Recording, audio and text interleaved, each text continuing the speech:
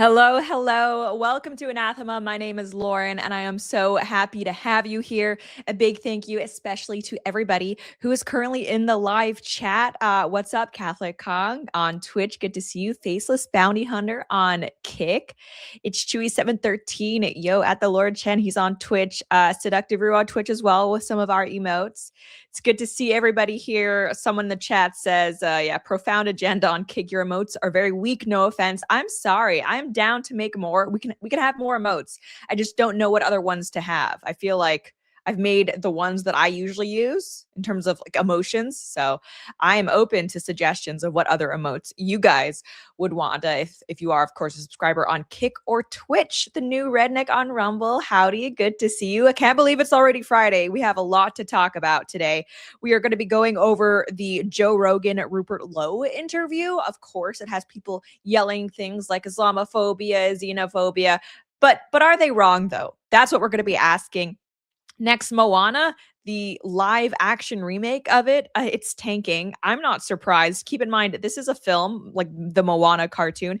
That was around 10 years ago. So we are already doing remakes after 10 years. It's too tight a turnaround. Okay. Nobody needs to see that. Nobody wanted to see that, except maybe for The Rock. He probably was yeah, I'm guessing he was the one pushing for it. He reprises his role as Maui in the live action. Then we also have New York City Mayor Mamdani. He's drawing fire for, this is like the strangest controversy, and I'm a hater, so I'm going to cover it. He released, or his office released, a map of immigrant communities or boroughs in New York, overlooked the Italians, the Irish as well. And I think the Poles, this was basically just they're admitting they only like immigrants because immigrants are usually non-white type of thing, but they completely omitted the Italians, and the Italians are furious. They are furious. They're kicking up a storm. They don't like those meatballs. So we're going to be looking at that.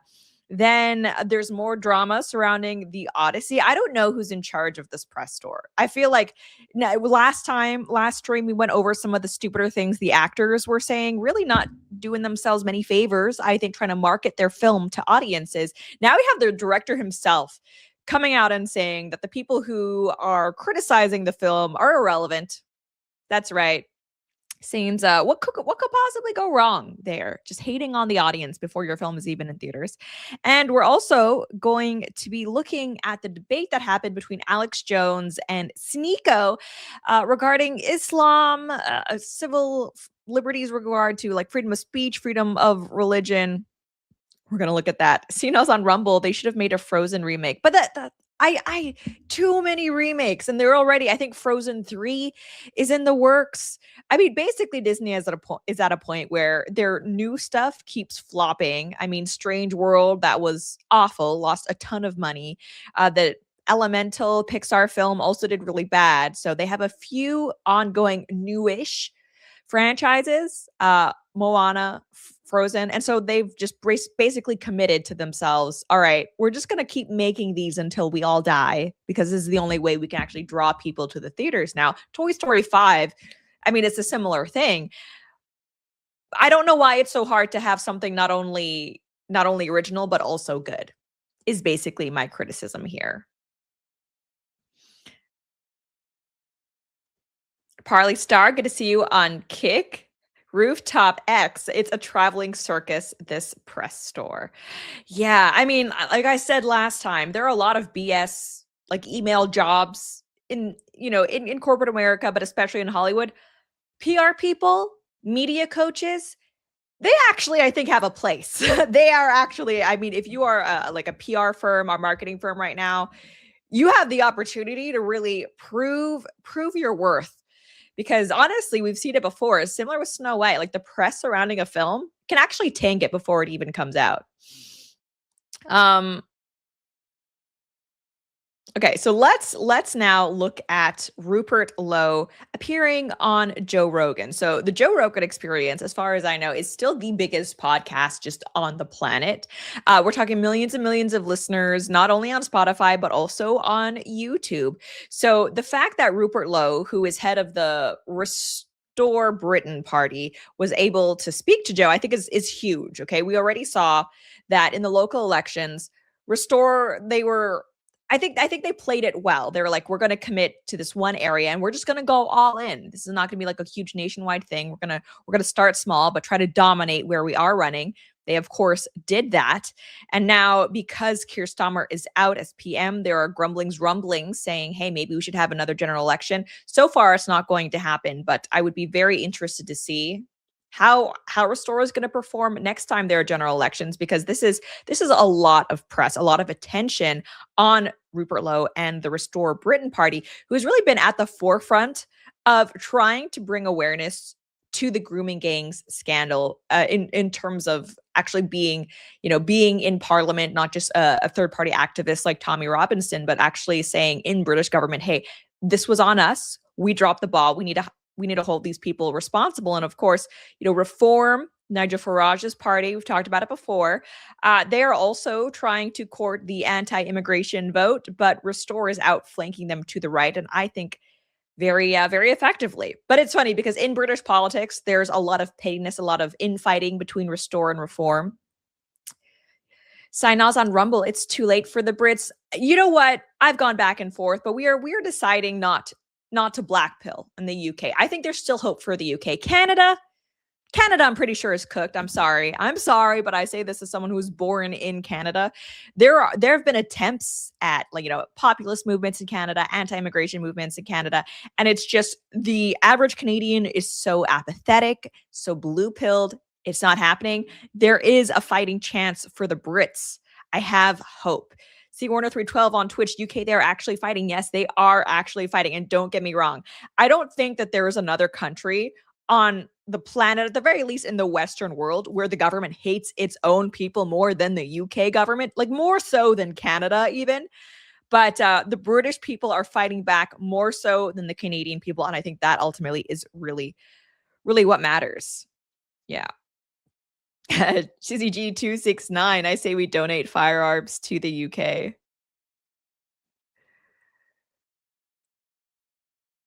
Wait, hang on. Inevitable China on Rumble. It's too late for the Brits, says a 50% white country. Yeah, I mean, like I think there's room for dooming in any country, including America. But it's like, we can't give up hope. We can't get to the point where we just think it's not worth fighting anymore. So okay, so my mom is actually in the chat asking me if I could send her a grocery list. Okay, I may do that. So let's look though at some of these clips from the Rupert Lowe Joe Rogan interview. Here, this is a good little thread. So it's really interesting. Like Joe Rogan, I think he's he gets a lot of flack from the mainstream media for being an extremist, platforming extremism. If you actually listen to Joe Rogan, he's not. He's pretty normie pilled. But at the same time, he has a normie.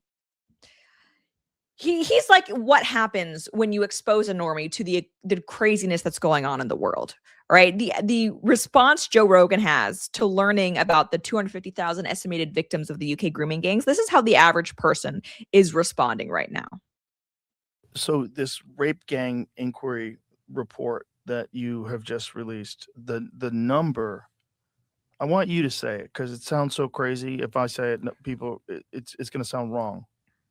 What the number of people that were victims, the estimate? Well, we've estimated that a minimum of 250,000 rapes have taken place. It's probably much more, Joe, because we've published in here, I think it's a list of 147 parts of the UK where this is happening. Now, the government tries to tell you it's happening in Rochdale, Oldham, one or two Bradford, one or two centres, and that's why their statutory inquiry, the terms of reference of that, have now been downgraded.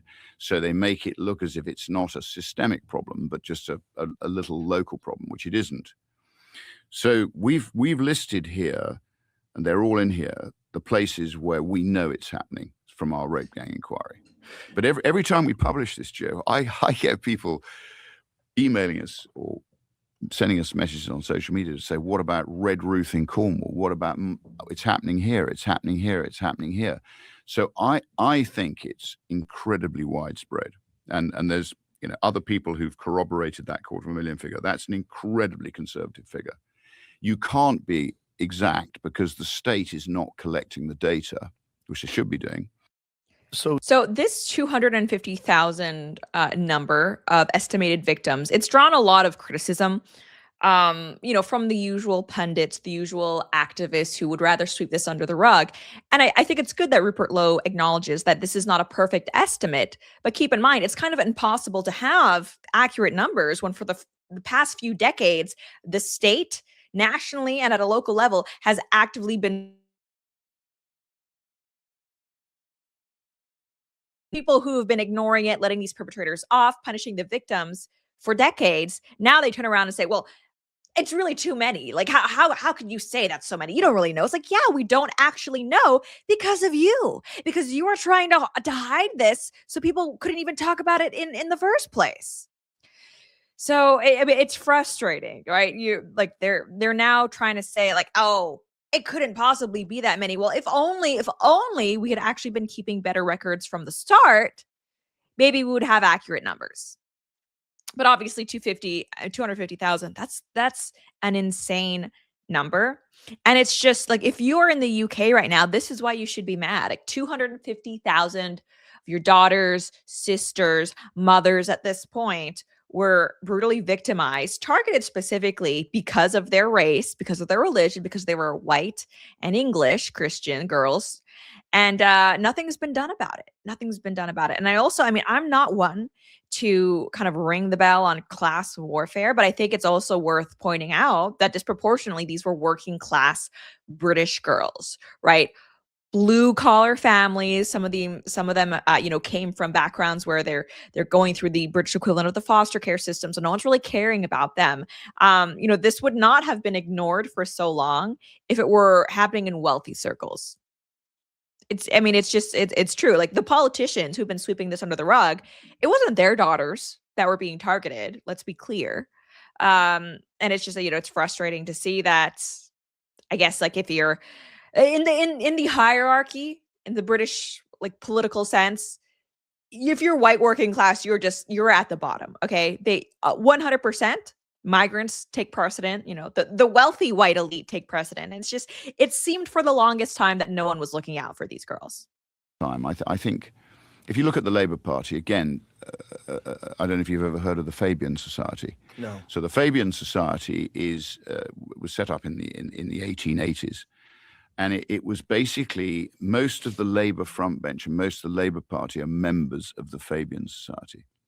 So the Fabian Society, George Bernard Shaw was a member of the Fabian Society. You'll have heard of George Bernard Shaw. So it's the most extraordinary organization. That their emblem is a wolf in sheep's clothing. As if that doesn't tell you what they're doing. That's their emblem? So can I see what that looks like? That's their emblem. It's a wolf in sheep's clothing. Fabian Society? The Fabian Society. I need to see that. You should have a look at that. I might have to get a t-shirt. And should I tell you what else they were? I need a t-shirt. Should I tell you what else they were? Let's keep looking. Oh, yeah. So Rupert Lowe also spent some time talking about the Sharia courts operating inside of Britain. Sharia courts obviously being, Islamic law described by Muhammad, kind of documented in the Quran.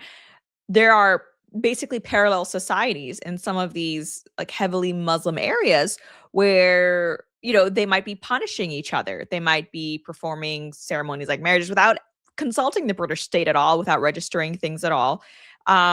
This is an actual problem we've also seen in places like Canada and places like France. And it goes to show how little assimilation is actually happening and how a lot of these people who are coming over who are Muslims, they're not coming over to integrate. They're coming over because they want the benefits of living in the West in terms of like social safety nets. But really, culturally, they would rather just be living as if they were back home. Like they're not interested in submitting themselves like to the rule of law like we would expect Americans or Brits to be doing. Increasingly living in small groups of people who haven't integrated, who are living under Sharia law and who have their own courts and who they have their own court. They have their own Sharia courts, yes. A parallel legal system. Okay, so it's an unrecognized by the British government parallel legal system that exists inside of England. It's tolerated. Tolerated. So they're aware of it. Yes. This is what I love about Joe Rogan, and he's such a norm. He's like, what?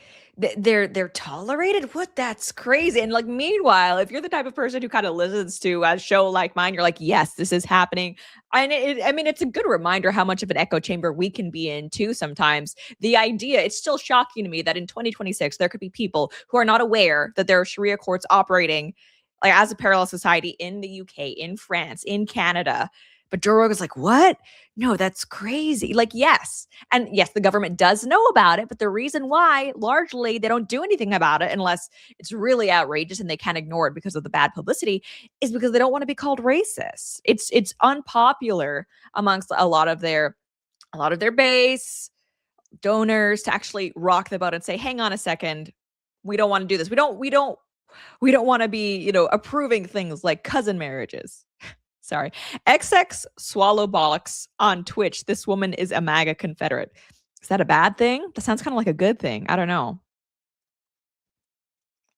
Axel Foley on Rumble. But hey, at least they're not speaking German.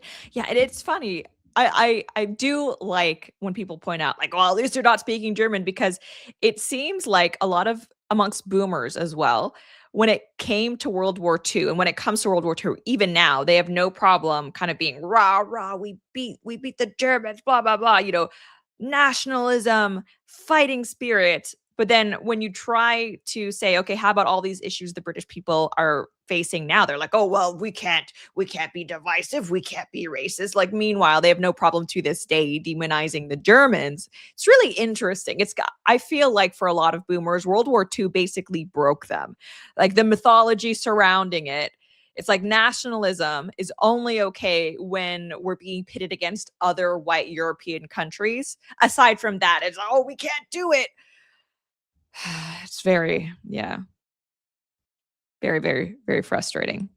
And I mean, I'm not saying that this applies to like Joe Rogan, but there are far too many boomers to whom that does apply to. I think, Piers Morgan is an example of that. It's like they've been brainwashed to basically be complicit in their own destruction from the hands of anyone else but other Europeans. Like, nationalism is only okay when we're opposing and fighting other white Christians.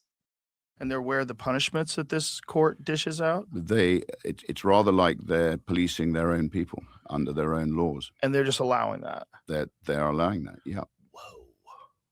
Now I believe, I believe if you come to our country, you should live under our laws. Yeah, well, yeah. I mean, the idea of, the United States in particular is a melting pot.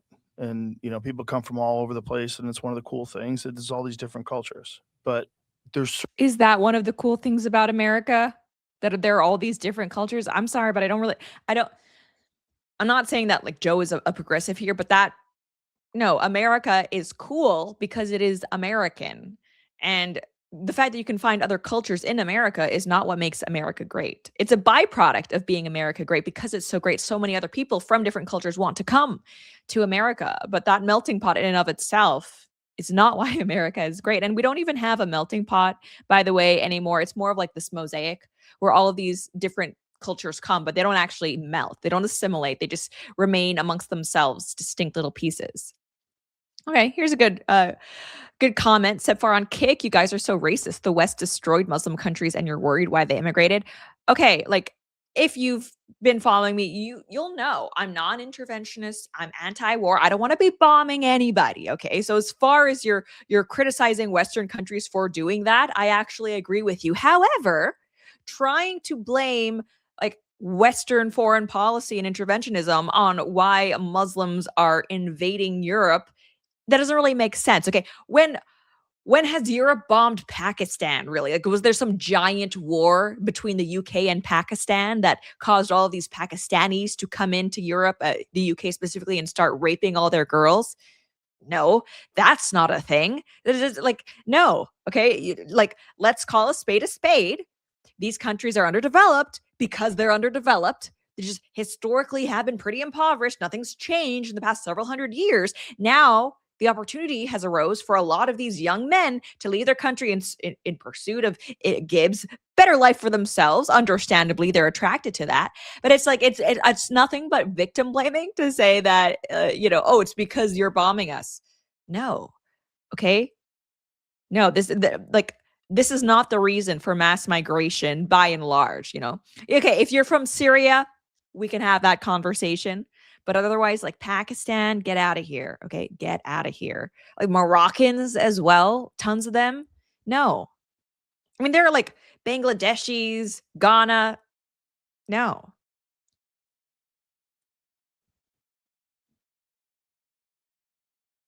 Sepfar, I'm from Iran. Okay, well, there's not this, like mass migration is not an Iranian issue, okay? And again, I don't support bombing. That's not my thing.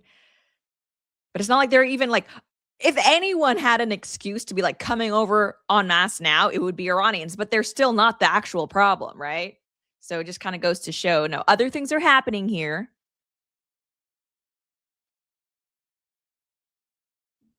All right. Certain cultures that if you allow them to come into your community and then they institute the laws of the country where they came from, you're going to have a real problem.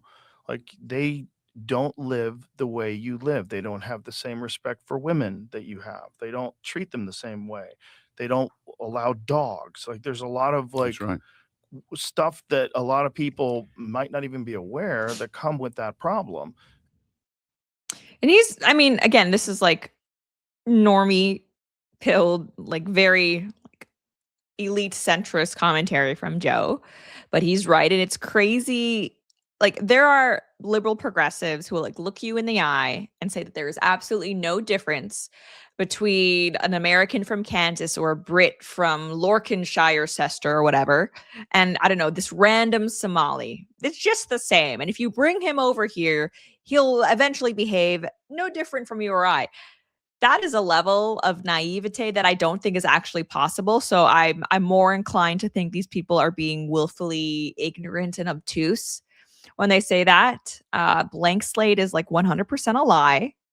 GST DeAndre on Twitch, I'm Moroccan and I still don't understand why Europe is accepting literally every last one without question. I mean, it's actually, there is a replacement agenda when we're talking about Europe specifically. And we see this, like, it used to be that replacement migration was called a conspiracy theory, but the UN actually, you can look it up. It has documents talking about replacement migration. They say this is necessary because of the fallen birth rates. We need to bring these people in. And if you listen to like German politicians like Angela Merkel, they actually think it's a good thing because they carry like white guilt. And this is actually what these people believe. They think it's a good thing. We are officially like we went through no, it's not happening to yes, okay, it's happening, but it's a good thing. Like that's where we are now, which I prefer because it's a little bit more of an honest dialogue than them trying to pretend it's not happening. Cheesy G269, this is what colonization looks like. Yes. Do you know what happened to me in America over ivermectin? Are you aware of that? No. CNN, like... Oh, yes, Joe Rogan about them changing the color of his face. Okay.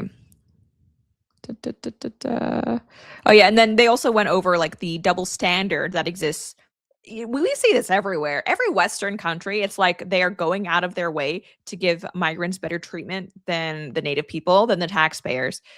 So let's look at Rupert Lowe explaining that migrants get dental care while Brits don't. And it's also a massive incentive. If you live in a terribly poor country and you can just get to England and then instantaneously you will get money and housing. That's right. Why would you not do that?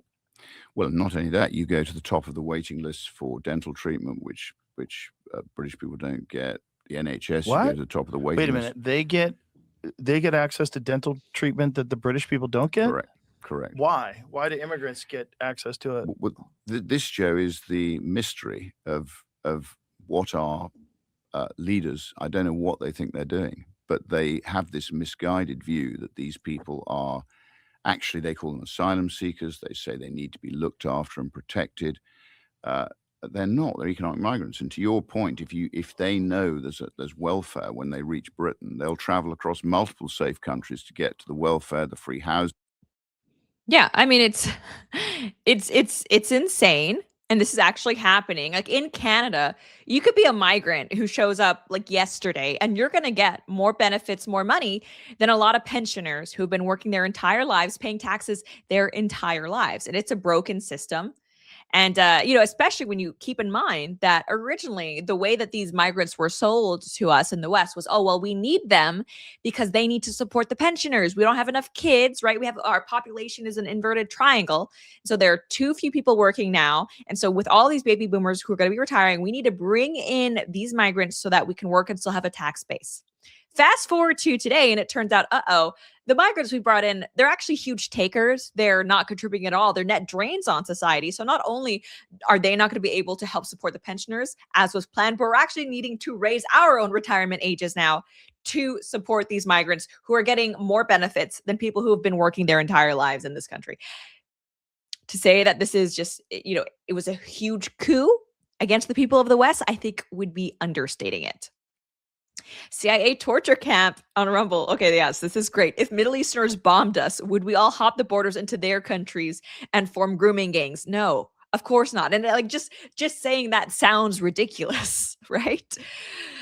I mean, that's not what the Japanese are doing. I mean, I'm loath to use them as like a positive example for anything, but they were actually like literally nuked, right? They didn't just all abandon Japan and start mooching off of other people. No, they just rebuilt their own country. Why are we pretending like that's not even an option for all of these other migrants? CNOs on Rumble, Social Security gets $1,500 a month. Migrants get $4,000 a month. That's how it is in just so many places. Rooftop X, you couldn't pay me to live in the Middle East. No, thanks. You know what? Okay, but real talk. If it ever came to this, and I pray it doesn't, if it ever came to this where like Western countries were just totally lost, we might unironically have to just like start and form like a new enclave of Western productive people somewhere in the developed world where land is cheap and we could just buy a lot of it and then wall ourselves off. Basically what they're doing in Orania, that enclave of Afrikaner people who are just like, screw this, we're starting our own like mini society. And they've done it. They've walled it off. It's safe. It's functional. It's not the rape or murder capital of the world. It's good stuff. Inevitable China Cutter is nice, to be honest. Okay, so like I planned on talking about this when we go over the Sneako stuff, but right now, Rupert Lowe, I love him. He's my favorite UK politician, bar none. He is still very much a boomer. That's not really his fault, but he is still operating on a lot of the, like, I guess, false dichotomies, false premises and assumptions that kind of plague the liberals of the boomer era, to which some extent people like Rupert Lowe still are. Right. He did that interview where he was basically comparing ethno-nationalists to Nazis. I can't stand them. Of course, we still need some immigrants. If you are trying to spin this like whole migration debate as like Islam versus Christianity, I've said this before. I think you're making a mistake. We can and should criticize Islam, which I do. Here, I'm Christian. I think everybody should be Christian. Christ is the way, the truth, the life. But Islam is not why mass migration is bad. And we see that, from an American perspective. And like Alex Jones, like he's really, rah, we need to talk about Islam. It's trying to take over the world. Sneako brought up this point. We're going to go over that debate. I disagree with things that Sneako has said. Convert to Christ, brother. But he raises a good point. Like Muslims are like 1% of the United States. Muslims are not trying to take over, or at least, they haven't gotten to a place where they'd be remotely able to take over America. The problem when it comes to mass migration is overwhelmingly from South America, Latin America. These people, if you were to poll them, probably 95% of them identify as Catholic, so they're Christians. Is it not still a problem? Is this not still a problem? South Africa, 85% Christian country. Do we want tons of South Africans? The South Africans that the Afrikaners, the Boers are fleeing. Do we want them in our countries just because they're Christian? I don't know about that, right? This isn't just an issue of ideas, because if you paint it that way, it almost makes it seem like, well, if they would just convert, or if all of their ideas were different, then it would be okay. Is it the case where we look at these Pakistani men who are grooming these girls? Is it just that they have the wrong ideas? Do we just need to convert them and then it would all of a sudden be okay? Is the problem with the 67 IQ Somali that they are Muslim? Or is there a bigger problem? It's uncomfortable to talk about because boomers would have us believe, oh, it's just about ideas. It's just, and obviously ideas are important. Religion is important. There's objective truth. We should be striving toward that. But if you're trying to make this debate, the migration debate, all about religion, you're still operating under the blank slate theory. I'm sorry. You've taken the boomer blue pill. Yeah, you still are operating under like, oh well, if the software were just different, maybe things would be okay. No, it's not true. And also, I mean, this also applies to economics as well. So like, don't get me wrong, religion is important, Christianity is true, but the problem isn't all Islam. Same with economics. I'm for small government, free market capitalism. However, it's not all just government, right? There's a reason why basically the Nordics could do whatever they wanted and they would still be successful. It's because they're full of overwhelmingly Nordic people, right? And you could try to institute free market capitalism in Somalia, but it's not just going to overnight turn into a Hong Kong, a hub of economic prosperity. No. Fallen rating on Twitch, I do think it has a lot to do with ideas. I agree. Like, I'm not saying ideas don't matter, but it's just there are other issues at play. He says, but I think those ideas are just impossible to change in people that low IQ. Exactly. Like how ideas are important for people who are capable of comprehending ideas. But if the person we're talking about, again, 67 IQ, 80 IQ, it's like, can we even talk about ideas? Like, the African migrant rapist.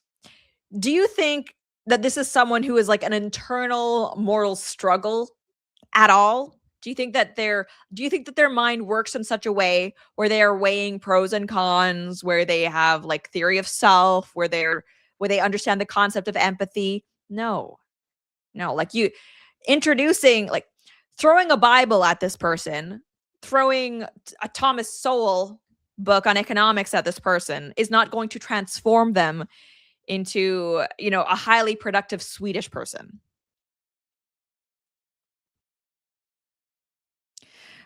But in any case, all of that to say that, I appreciate a lot of what Rupert Lowe is doing, but, if he tries to make this debate about Islam, all they're going to do is just say like, okay, fine, let's just have infinity Indians then. They're not Muslim. Don't get me wrong. Like, obviously, Indian immigration, different problems, than Muslim immigration. You're going to have like undercut wages as well. There's a lot of nepotism in those communities. Probably fewer grooming gangs then. Rupert Lowe also spent some time talking about the lack of free speech that the UK has. And to your point on social media posts, there was a lovely lady, Lucy Conley, who was locked up for 32 months for just a very emotional social media post, which she deleted after 4 hours, about the Southport killings, where this chap, Axel Rudakabana, went and knifed 3 young girls and killed them, despite the fact that the British state, through Prevent, was aware of this. And we've had a similar case recently with Henry Novak, where, again, it was actually, I think on this occasion, a Sikh stabbed him. And the police, despite the fact when they arrived at the scene, he told them he'd been stabbed. The police didn't believe him, and they tried to handcuff him. And as a result of that, it's arguable that they opened up the stab wound, and he drowned in his own blood. Meanwhile, his murderer was never handcuffed. So this is where the British state's gone completely wrong. Yeah. And this is, the whole issue with it, because they end up talking about the gun ban in the UK. And right now, like, UK, very anti-gun, same with Australia, but they still have this rising crime problem, because it's almost like weapons aren't the problem, it's the people. You could try to ban all the guns, but if you just keep importing people who are used to having machete wars in their own countries, you're still not going to be safe. And so now we see like they're tripping over themselves. Well, we need to ban scissors, we need to ban kitchen knives, they shouldn't have pointed blades. It's like, maybe you're not trying to ban the right thing. I don't know. Maybe a civilized society should be able to have cutlery without it turning into gang warfare on the street. Yeah. Look at that. Leg day reps on Rumble, sub 90 IQ people need rigid authoritarian rule. Well, like low IQ people are how low trust societies form. And again, like the idea that we could have a high trust society where people keep to themselves, they don't try to steal, they don't try to cheat. The idea that you could have that, but then import all of these, right? These people from low IQ, low trust societies, it doesn't work. It doesn't work. And that's how you lose high trust societies and they become low trust societies. In America and Canada, that's why things increasingly are locked up when you try to go to the pharmacy. Yeah. Nectronic Man on Twitch. Fun fact, there's no correlation between gun ownership rate of different states and their homicide rates. Yes, 100%. Like we've seen the studies time and time again. It's not guns that are responsible for the crime or for the homicide. Let's see. Oh yeah, he also talked a little bit about the UK's political system, and I've mentioned this before. So parliamentary systems, they're hyped up a lot. People make fun of the American system for being undemocratic. I mean, that's a common talking point amongst leftists. Oh, it's undemocratic because, land votes, not people, blah, blah, blah, blah, blah. Parliamentary systems are very, very undemocratic as well. Like if you just think it should be majority rules, well, oftentimes a parliamentary system doesn't have that, especially and to your Rupert point Lowe on here social media posts, there was a lovely lady, Lucy Conley, how you could have in a parliamentary system a prime minister that nobody elected. Oh, and when is your elections? We don't know, Joe. We've got this character, Andy Burnham, who Keir Starmer has stepped down, as you probably know. Yeah. And Andy Burnham, I call him the Ghostbuster. He is just a more user-friendly version of Keir Starmer. He's been the mayor of Manchester. He stood in a by-election recently, where he was elected, and he's apparently going to be anointed as prime minister by the 20th of July. So this is a guy who, up until recently, wasn't even an elected politician. He's been a politician in the past. He's been in the cabinet. Keir Starmer can just step down and put another guy in his place, and that guy takes over? That's what's happening. That sounds crazy. Well, yeah, it's because in a parliamentary system, your party leader, the party leader of the party with the most seats, that's your prime minister. So yes, it is insane how you could just step down as leader and then, the person the party chooses next becomes the leader. It's happened in Canada, it's happened in the UK. So the American system by comparison sounds pretty good to me. I know. What a stupid way to run things. It's bonkers. But so the answer to your question is, so what it could run till 29. That's 29. That's the backstop date. He could, and everybody says he might, have a snap election. I think that's highly unlikely. Labour have got the biggest post-war majority. Why would he have a snap election? He's got 3 years left with a huge majority. So why would he take a risk? In Manchester, he was Manchester mayor. Uh-huh. He's actually in the report, in the rape gang report. He's mentioned in the rape gang report for not doing enough in Manchester, which is a center of rape gangs. So he's in. Yep. So overall, I haven't had a chance to watch the entire interview yet, but from what I've seen, it's good stuff. Overwhelmingly positive comments on the interview itself. If you watch it on YouTube, which you can do, and I encourage you to do if you haven't seen it yet. It's kind of long. But of course, you have people who are very upset, very, very outraged that Rupert Lowe would dare talk about the actual problems that are facing Britain. News Court, Lowe's lies and Rogan's sleight of hand, shameful stuff. Let's break it down. No Hadith considers women to be meat. Oh yeah, and this is here. We'll watch this first. In various of the Hadiths, which we quote in the rape gang report, they are considered to be meat. And this is something I've never understood. How do you square this circle of this sort of clannish, backward-looking culture, which comes to a highly open, high-trust society, and then embeds itself within that society, and undermines everything that we've achieved over 1,000 years? And acknowledging that is somehow or another racist. Acknowledging that some cultures are superior is somehow or another racist. But just understanding human rights, understanding the rights of individuals to be free. So this account has a problem with what was said. It says, no hadith considers women to be meat. The uncovered meat line Lowe passed off as the hadith on Rogan comes from a single 2006 sermon by one Australian cleric condemned by Muslims at the time and found in no hadith anywhere. He laundered one man's word into scripture because he realized he could say anything he wants about Muslims without consequence. He proved that with his report claiming Muslims raped 250,000 girls, built on extrapolation so crude that even Piers Morgan called it massively exaggerated. Yeah, wouldn't it be nice if we had better numbers? But wait, we can't have that because you lot were covering it up for decades. It says, yet the mainstream never dismantled the smear at its heart that this is the fault of Islam. The BBC did not even cover it. Anti-Muslim hate is at record levels. You know what else is at record levels? Unironically, rape of British girls. That's also at record levels. I don't know. I think that deserves a little bit more concern. Maybe that's just me. Days after the report, 5 Muslim men were attacked in Edinburgh by a man that he was screaming that he was stopping Muslims raping our kids. Okay, are you not going to touch on all of the raped kids then at all? No? Lots of Muslim attacks have happened over the years. We're not talking about that at all. Lowe's thesis, walking down a street with a weapon. A Rogan sleight of hand acknowledging that some cultures are superior is somehow racist. Yes, it is racist to demonize an entire people based on a slew of made up information. Okay, but it's not made up. We can debate. So there are different issues here to debate, right? You could have a theological discussion debating the merits of Christianity versus Islam. That's like one conversation you could have. But that is a different conversation, and it bothers me how people try to conflate them. Even on the right, it bothers me how people conflate that to like looking at the behaviors of actual Muslims. And they're not all the same, by the way. Right. So when it comes to the grooming gangs, a lot of the sexual crimes, it's like 90% we're talking about Pakistanis here. All right. The grooming gang problem, it's not the case that Emiratis from Dubai are coming over and causing all this crime. No, this is specifically, we're talking about Pakistanis.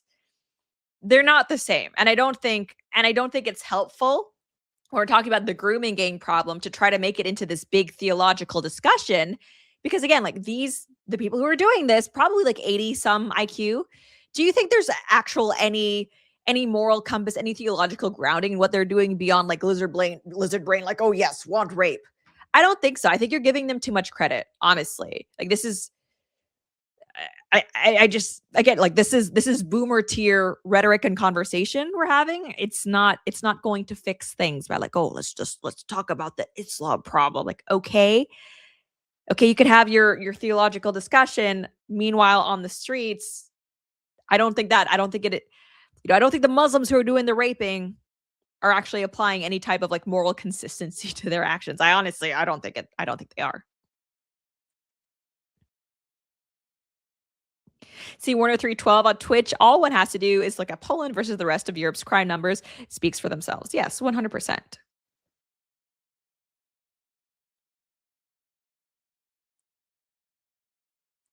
Craig Muttley, it's not Muslims per se. The danger is Islamists. Okay, but see here, when you use the term Islamists, to me, that kind of invokes like you are talking about a Islamic fundamentalist, right? I don't know if these grooming gangs are a very religious type of people. I think they're just like criminals, perverts who maybe are using Muslim, but they're just low IQ criminals. Like it's a different problem than Islamic radicalism, which is also a problem. But like, let's not try to conflate the two because there are different causes, different reasons behind that. Like one, like there is Islamic fundamentalism where you could have like a high IQ person become radicalized due to religion. To me, that's what Islamism is. And then you just have like, honestly, low IQ scum who would probably be committing crimes and rapes regardless of like what quote religion they identified as. Sinaz on Rumble. I like the Saudis though. Like again, like it's not Saudi grooming gangs as well. Like they're also Muslim, but it's not the same thing. And like, you know, I've talked about this before. I get accused of trying to run cover for Islam, but it's not the same thing. There's like over 1 billion Muslims. And so there are differences, right? Someone from Dubai is not the same as someone from Pakistan. That should be very, very obvious. Or the Somalis. It's all different. But they are all currently united in being offended over what Rupert Lowe has said. Five Pillars British far-right MP Rupert Lowe has been widely condemned following his recent appearance on a podcast hosted by Joe Rogan. He obsessively grounded about Islam, Muslims, and migration, pushing conspiracy theories, claiming that Muslims want to take over Britain and are operating in parallel society via Sharia courts. I mean, that's kind of provably true, though. Mehdi Hassan, Islam's number one apologist on social media, at least, he says none of what Lowe says here is true, but Rogan, paid millions by Spotify and listened to by millions, just says, whoa, and offers no rebuttal or even basic fact check talk about inciting Islamophobia and bigotry. Okay, unironically, I would love to see Rupert Lowe and Mehdi Hassan sit down. I think that'd be very interesting. I don't think it'll happen, though. Yeah, and then this is it. This is the state of the UK over the free speech stuff as well.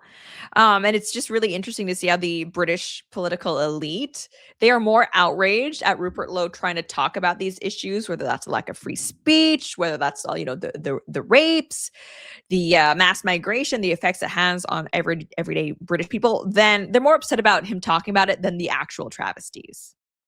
So more of the same. Let's move on to something a little bit lighter, though. Let's talk about Moana. So Moana came out around 10 years ago. It's this Disney film focusing on mythologies of like Hawaiian Islands and things like that. I thought it's a good film. It's fun, pretty good music. Since then, they have done a sequel, Moana 2, that was very successful at the box office. It made like over $1 billion, surprisingly successful, even though I tried to watch it. It's on streaming. Music sucks. I don't know. I was not inspired. But because Disney is basically creatively devoid of new ideas, they've just been going all in on just like, okay, you liked Moana? More of that. And the sequel doing so well, getting so much money, I think probably vindicated the idea that, yeah, a live action remake of Moana was the way to go. And keep in mind, this film is less than 10 years old. We are now getting remakes of films that are less than 10 years old. We've seen Disney, they've done this a bunch of times with the more classic cartoons like Lion King, Aladdin, things that were maybe from the 90s, which is like, okay, fine. It's been like 30 years. But really, 10 years, you're going to remake something? It's only been 10 years. Well, the Rock, who voices the character of Maui, one of the main characters in the cartoon, he reprised his role in the live action version, also being Maui. But we have news here that apparently things aren't going so well for this for this live action adaptation. From Global Box Office, it says Moana live action remake starring Dwayne Johnson has pre-sales bombing harder than expected. The projection for its domestic opening weekend is now down to 45 to 60 million with a budget of 200 million. It is on track to become one of Disney's biggest bombs. Okay, so let's think of that number for a little bit. $200 million. It's an expensive movie, needlessly expensive if you ask me, but whatever. It seems like big studios like Disney, they have forgotten how to make like cheap movies or efficient movies. It seems like they just think if they throw money at something, it has to do well. Whereas you have movies like Obsession that were made for like what, $1 million, making 400 million. Okay, you need to be smarter with your money. Spend less dollars, but more time on the creative aspects of it, put a lot of thought and heart into the script. You're going to make a lot more money than just like regurgitating the same garbage. So $200 million spent making the film. You're going to spend at least $100 million on the marketing. So now you have $300 million. Okay. That's how much you've spent.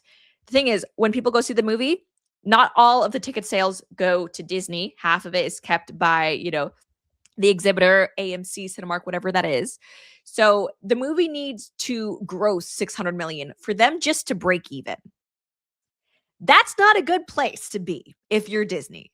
Okay. I mean, like maybe they were thinking, okay, well, Moana 2 made $1 billion. So, we're probably going to make at least $1 billion, maybe even more because The Rock is on screen. He's a big star. So we could make maybe 400 million easy profit. That's clearly not going to happen here.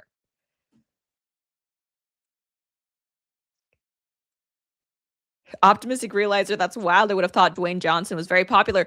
I mean, he was at a certain point, but I mean, let's look at that too, because one of the issues I have with this as well is that I'm sorry, he was too old to play this role. And this is, I think, 100% a case of he basically bullied the studio into making him like keep Maui. I could see him being really offended if they were to try to give it to someone younger. But if you've seen Moana, having like a 60-year-old Maui doesn't really make sense for the character. But I don't think his ego would have been able to accept it being played by anyone else. And so, here we have also this clip from Variety. Dwayne Johnson says he lacked cultural representation in media growing up. The first time you ever saw your culture represented in a way that wasn't a caricature, that you said, that is me in there. No, I don't. Other than, and this is one of the beauties, I think, and one of the blessings of Moana is that live action Moana we can show. Like, hey, this is us. When I was a kid, Indiana Jones inspired me. When I was like 8 years old, watching Indiana Jones, Harrison Ford, I'm like, oh, I want to be that guy. But that guy didn't look like me. Yeah, was there a part of you that said, but I can't be him because? No, I love that. There was a part of me that said, oh, I want to be that. I was in Charlotte, North Carolina, and I was like, I want to be that. And, okay, that was it. That's where it ended. Right. But now, I mean... Okay, so I'm someone who I don't have a problem with Disney exploring the mythologies and cultures of different places, right? I mean, Mulan is Chinese, Hercules is Greek. That's all interesting to learn about. Fine, Moana explores Pacific Islander culture. But to be clear, with The Rock specifically, his family was in show business. His own father was also a wrestler, so let's not make it out that he was grown up in Jim Crow and was forbidden from being in the entertainment industry. His whole family is kind of from that background. So I know it's popular in the media to play the victim, but that's not exactly accurate. See, Warner 312, Mulan, Coco, Encanto, etc. were good without forcing diversity in your face. Yeah, I think no one is mad when you're like, hey, this is an interesting cultural story. Let's talk about it.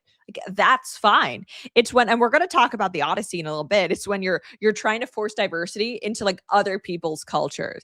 Could you imagine if so Mulan, someone's like, there's not enough white people. Actually, we need more white people, more white representation.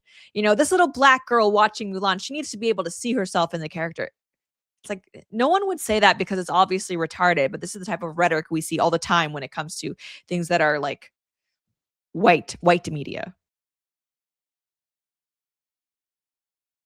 The run line on Kick, some people were saying Jason Momoa could have been a better choice. Okay, yes, 100%. 100% Jason Momoa as Maui would have been yes. But apparently The Rock is hard to work with, so I could definitely imagine how mad he would be with Disney being replaced by a younger Jason Momoa. But if Disney actually that would have done better. That would have done better. Oh, yeah. So someone pointed out, did you know in the live action Moana, they CGI edit Dwayne's nipples out of every frame because no mammals are allowed to have nipples in a live action Disney film? And it's right. I think they actually did. It's very strange. It's weird. It's weird why that would be a thing.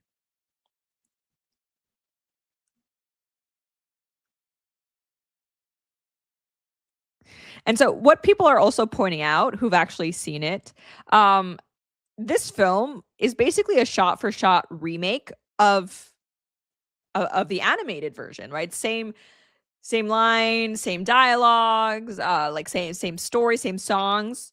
It's kind of uncanny watching the trailer because it's really all the same. Maui, demigod of the wind and sea. Hero of men. Huh? So it goes like this. Maui, shapeshifter, demigod of the wind and sea, hero of men. Women. Women too. Men and women. Okay, so that little exchange is exactly in the movie, but better.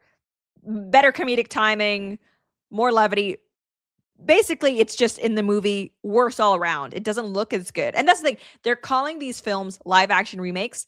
They have real people, but basically everything else is still CGI. So is it really a live action remake when you're relying so heavily on CGI? Seeing as on Rumble, Jason Momoa will only play Jason Momoa. Well, I mean, Jason Momoa as Maui kind of works. It's just like he could be Jason Momoa as Maui. Yeah, he looks so alien without nipples. Yeah, that's a weird rule. It's not better in any way. Moana has sold only $4 million in pre-sales after nearly 1 month. Starring Dwayne Johnson, the movie might not even reach 50 million in its domestic debut. The 130 million global opening reported by Trades yesterday now seems impossible. It might not even reach 100 million. Yeah, okay, so this person says, I just saw the Moana remake. It is nearly shot for shot identical to the original. There are no new characters, no new songs. The story is exactly the same, and I think most of the dialogue too. If you've seen the original, you've already seen the remake. It was pointless. Yeah, so like remakes can be good if you have something new to say. Not to completely redo the story and change everything, because then why is it a remake?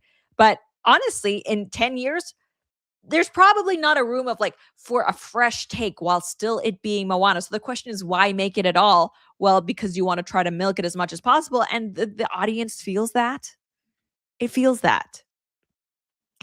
The very uncreative one, good evening from Germany. Okay, so little pause here because I've been hating a lot lately on what you call it? Like just Hollywood new films. So something you guys can check out if you are in Germany or Europe is that I saw on X apparently the Pendragon cycle, which was I don't know if it was directed by, but it was Jeremy Boring's project at the Daily Wire that allegedly kind of sent the Daily Wire into financial peril because it was so expensive. But I saw that it's actually in Europe streaming on Amazon. So if you guys want to check that out, if you're Amazon Prime members, yes, Pendragon cycle. You can watch that. It's still what I think happened is that like the international rights have now gone to Amazon because I think in America, I checked, it's not on Amazon Prime in the States. I think it's still Daily Wire exclusive here, but I wanted to mention that. Something else that you could watch. I've heard it's good. I haven't seen it myself, but in terms of stuff that actually is good, we're pausing from the Moana hate. House of the Dragon season 3. I'm currently on like episode 2. I haven't seen episode 3 yet, even though it's out. Season 3 much better than season 2 or season 1 so far, in my opinion. Knight of Seven Kingdoms also really good. All of season 1 is out there. Watch that if you have it. It's a lighter tone, more of like a buddy cop version of a Game of Thrones style series. And Widow's Bay. I tweeted out that I was looking for a show. A lot of people hyped up Widow's Bay. It's kind of like comedy, light horror. It's really good. It's really good. So those are my, if you're tired of hearing me complain about TV in 2026, those are things that I think are actually good. Go watch that. The very uncreative one on Twitch, Matt Smith is a good actor and my favorite doctor. He's really good as Damon. He's probably my favorite character. He's very toxic as Damon, but he's the most fun. Itchy Tasty Polly on Twitch. I've been watching Widow's Bay. It's good. It's really good. I actually had to get like an Apple TV subscription for the month just to watch it. But it's good. I highly recommend because I have it for the month. I might also check out Severance. I've heard people hype that up a lot. Catholic Con Knight of Seven Kingdoms is great. I can't wait for season 2. Yes. I mean, it's anytime I think about seasons 6, 7, and 8 of Game of Thrones, I get angry. I used to be such a fan of that show. I don't know if you guys remember Quiz Up. It was this like quiz trivia app. I was number 1 for Game of Thrones in the state of Utah while I was in college. Round of applause, please. But that was just like the biggest fall off.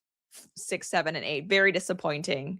But I think HBO is doing a good job trying to rehabilitate the franchise.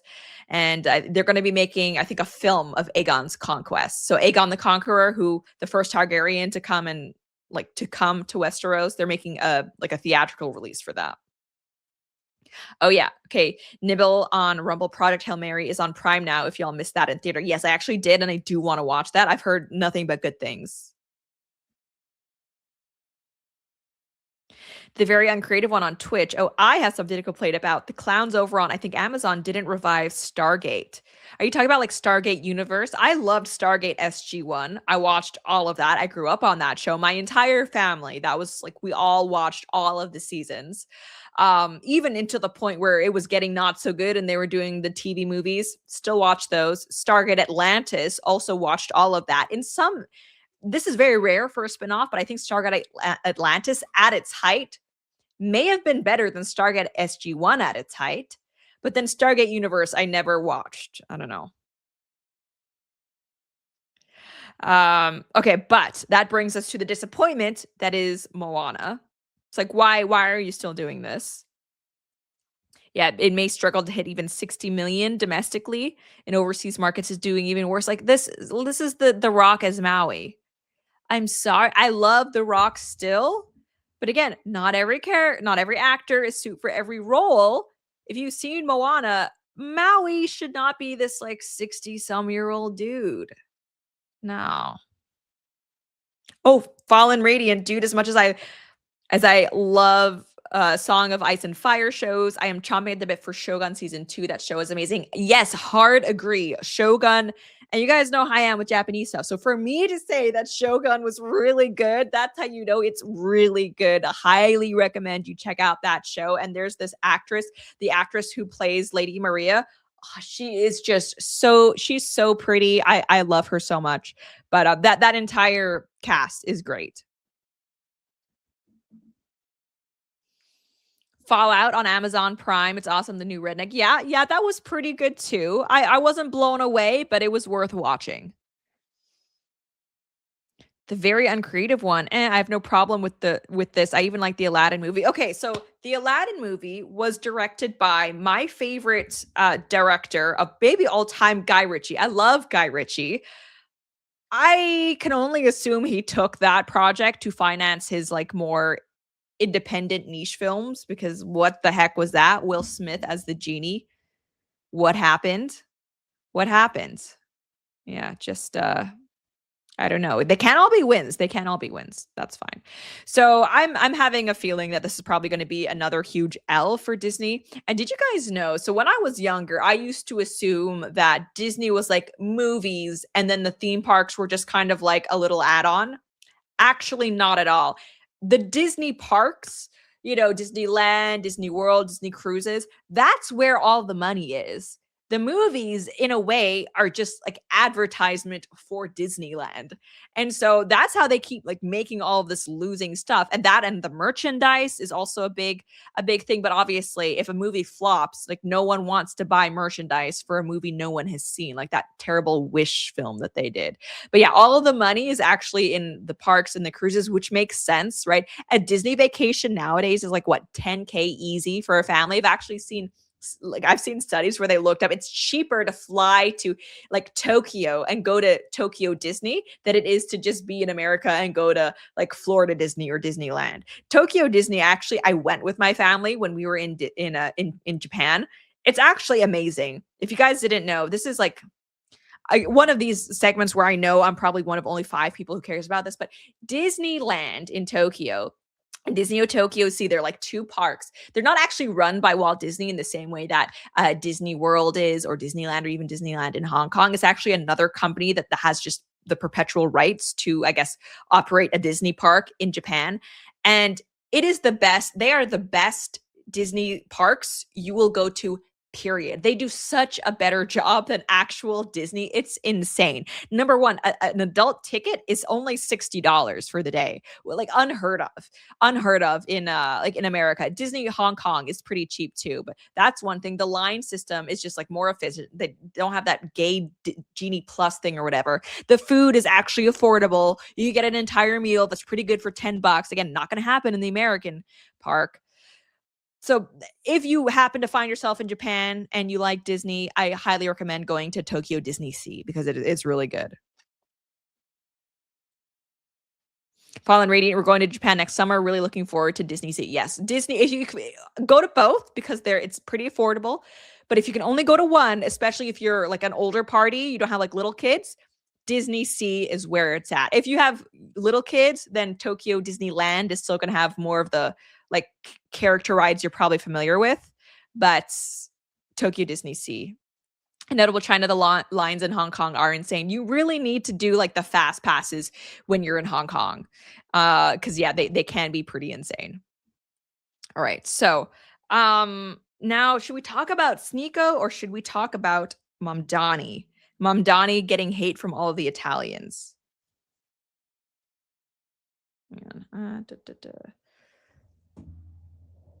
Okay, so Mamdani, he's been getting a lot of criticism ever since he became mayor. I think warranted. I mean, the most recent, it seems like every week there's like a new Mamdani scandal. One of them just recently, he for some reason chose to, for the 4th of July, have all immigrants around him for his 4th of July address. Another one of these, like, oh, what makes America great? The people who are not Americans. Like, really? If you're not American and you're in America, you should just be thankful. You should be thankful for like the 250 years of Americans who have made America great. And you should just be kind of like trying to assimilate as best you can. But clearly, like, Mamdani is a brownoid. He, of course, can't do that. Like, with his 4th of July messaging, it was either thanking immigrants for making America great or saying, like, yeah, we love America, but it's not perfect. Like, can you, like, go 5 minutes without counter-signaling America? And yeah, so he's sitting down with the Muslim community, I don't know, to talk about the challenges Muslim New Yorkers face. It's just, my goodness. Anyway, so the funny scandal that he's a part of now is that he released a map of New York City immigrant enclaves because, again, he's just like the immigrant mayor, right? All about the immigrants. And so, you could see like the Chinatown, little Africa, little Colombia, little Tibet, little Bangladesh, little Odessa, little Palestine, little Pakistan. Notably missing from this map of immigrant enclaves, the Italians. Where is Little Italy? So I saw this headline like a couple days ago, and I was like, "LOL, that's funny." It turns out Italians are really mad. It turns out Italians, like, they're one of the few whites. If you consider them white, maybe we can get into that conversation. But Italians are one of the few Europeans that keep a really strong ethnic identity, even when they move away, right? So like the Italians are probably number one. Like the Italian identity holds stronger 100% than like the Poles are at it as well. But still, I think an Italian American will embrace their Italian roots and like more strongly than even a Polish American several generations down the line. Definitely, I think also stronger than Irish Americans. Like my husband's family is Irish and they have strong identity with like Irish Catholicism. My father-in-law is all like Notre Dame, Notre Dame, Notre Dame. Irish Catholics can have that too, like very strong Irish pride. But the Italians, like as a group, they are really proud to be Italian. If you've been to Montreal, like the West Island of Montreal, there are Italian boys there, don't speak a lick of Italian. It's like their accent is stronger than their grandparents ever was. It's pretty insane. So hey, I'm walking here. Yeah, they were not happy with this. I was actually kind of surprised yet impressed about how unhappy they were about this. So we actually have, this little video talking to the Italians and how they feel about being snubbed. Mayor Mamdani, I give you a year. You are not a New Yorker. You have no clue. I'm Isabella Reggi, and today we are here in Little Italy asking the locals how they feel about one of the oldest immigrant communities, Little Italy, not being included on Mayor Mamdani's immigrant enclave map. I don't consider you to be my mayor. I think it's disgraceful for what he's doing. He's got to be fair to everybody, and he's not fair to everybody. He's not fair to the Jewish people, which he makes everybody notice he's not fair to the Jewish people. He's not fair to the Irish people, and now he hates the Italians. For what reason?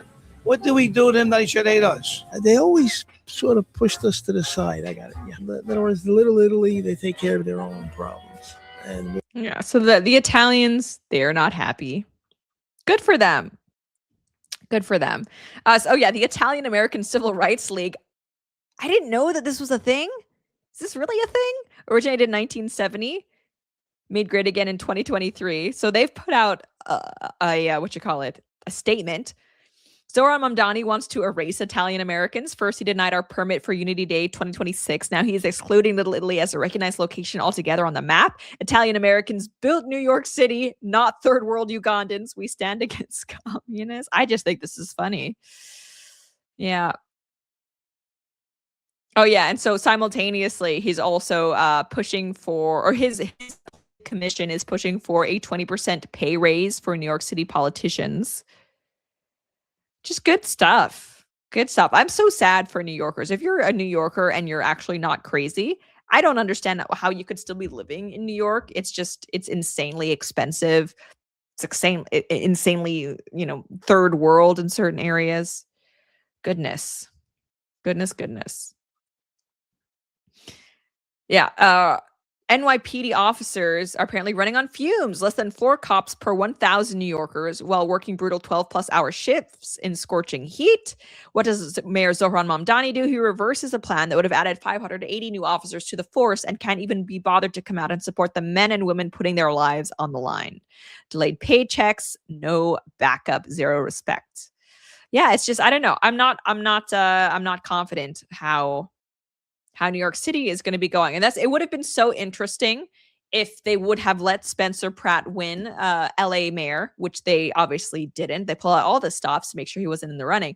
It would have been so interesting to see the futures of LA and New York kind of diverge, where you have one socialist, communist, Muslim mayor, to actually have an anti-corruption, anti-crime, pro-common sense mayor like Spencer Pratt could have been. That would have been amazing to see. But unfortunately, the Democrat machine would not have let that happen. They did not let that happen.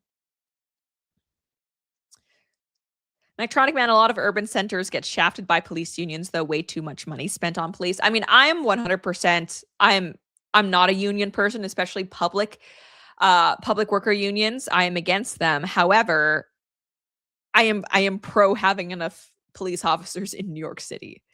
Yeah. Okay, so this brings us to let's dedicate some time to Sneako. So Sneako, he made headlines. He certainly made headlines for this clip where he declared New York to be an Islamic state. Takbir! Allahu Akbar! Oh no! Fuck you! This is the Islamic Republic of New Yorkistan. Islam will be in every household. Inshallah, the whole world is Muslim. Welcome to Mamdani's New York. You see this city? You see how it looks? Inshallah, your city looks just like this too. Okay, so this went viral, this clip. Alex Jones responds saying, deport him now, to which Elon Musk says yes. Now, to be clear, Sneako is American. So, Mactronic Man on Twitch, he was clearly trolling. People are taking him way too seriously. Okay, well, hang on. Wait a second. The very uncreative one, you're not pro-union. Did I get that right? Yes, I'm 100% not pro-union. I think public sector unions should not be allowed. But even if it's like a unionization in the private sector, okay, fine. If you want to try collective bargaining, you can, but I'm also right to work. So I don't think under no circumstances should someone be forced to join a union. So if you think you have the talent to be able to collectively bargain to the point where the company, your employer sees enough worth in you, they're willing to negotiate with you, meet your demands, that's fine. But most unions, the way that they work is by preventing people who are not unions from working in the industry. And I'm 100% against that. Unions, in a lot of ways, they just function like cartels. And I think especially in public education, unions are so toxic. So it's okay, you could try if you want to voluntarily, amongst yourself, form a union, that's fine. But we should be able to hire other people, still apply for the job without you.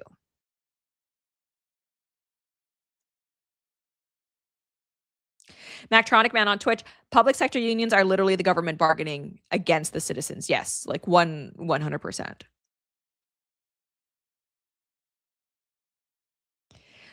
The very uncreative one, yeah, unions are good, actually. I think they're good for the unions. And if you look at, people complain about you know, the NRA giving too much money. Some of the biggest donors in the political landscape in America, and you know, in a lot of places, are actually public sector unions, right? And if you look at how much union bosses make, it's like a lot of the money, especially in education, that we are giving does not make it to schools. It barely even makes it to teachers. A lot of it is actually just going specifically to the people who are running the unions. And by the way, the unions, they're looking out for themselves, not even necessarily their employees, a little bit that, but they're definitely not looking out for the students. Mactronic Man, both teacher and police unions do everything they can to avoid accountability. Yes, like 100%. So I am very for firing incompetent employees. And basically, most of what unions do is trying to prevent that. Like, there's a reason why, oh, this teacher can't be fired. We just have to like kind of move them around, even though they've been accused of terrible things. Yeah, you could thank a union for that. Okay, so yeah, Kutrang administration take the highest cut of it, 100%. The very uncreative one, I'm basically against hire and fire. But like, why, if you're a school, why shouldn't you be able to fire a teacher who's got bad test scores for their students, behaving inappropriately? Why shouldn't you be able to fire them? Like, because like, keep in mind, like unions, that's a lot of what they do. And you might say like, oh, well, we also have like, we set standards. Like, yes, standards that basically just mean that people who are in your union are approved, right? I'm for standards, but a lot of this could be completed like, you know, with I don't know, testing. It doesn't need to be a union. The new redneck, the NRA donates about $10 million a year to different politicians. That barely will buy you a junior senator. Yes.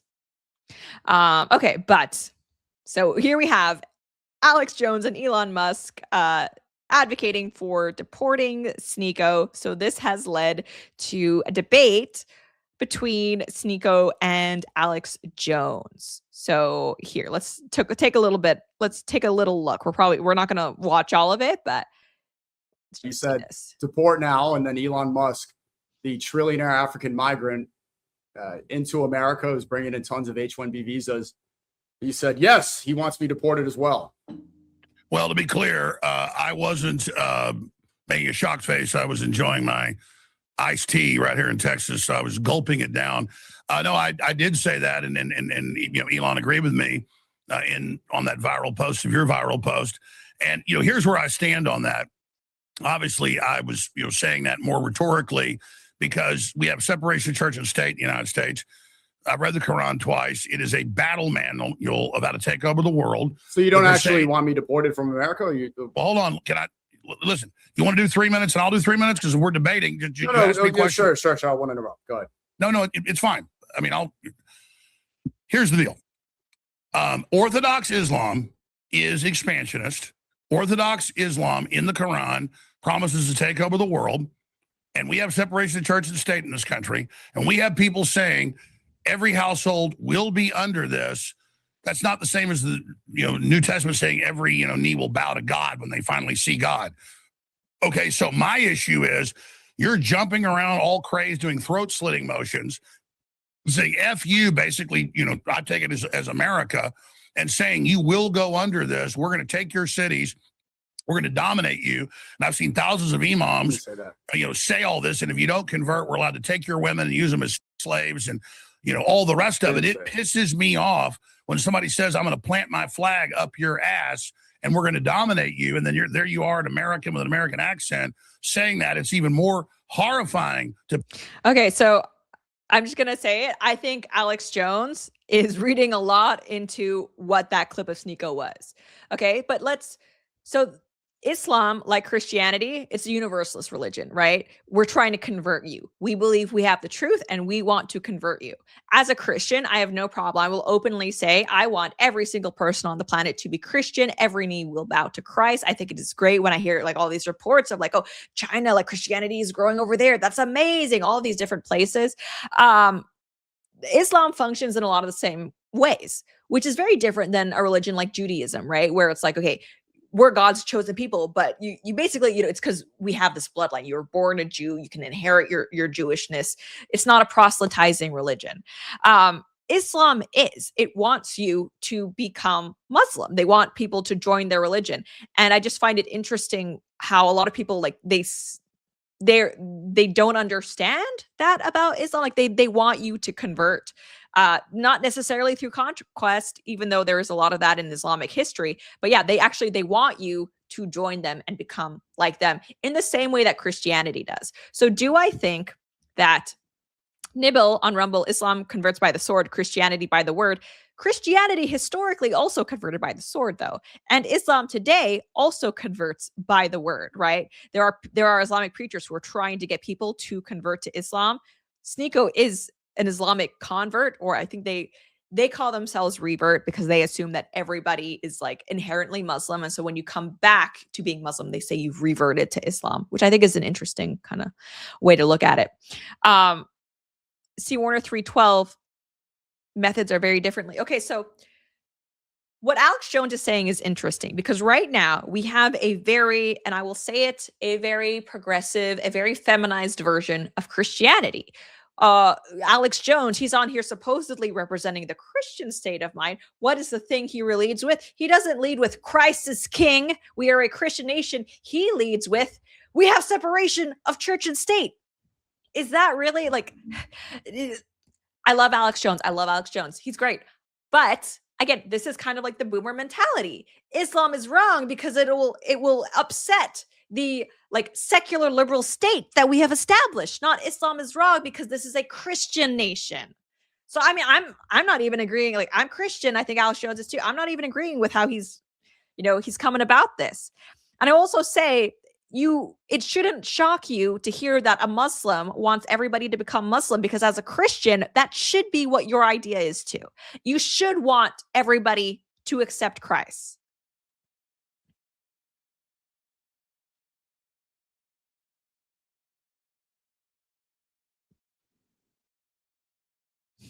Divergent THG on Twitch, just another prime example why humans don't need religion.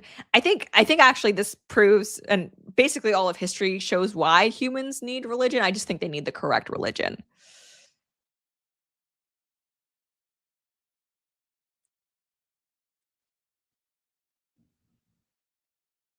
But let's continue.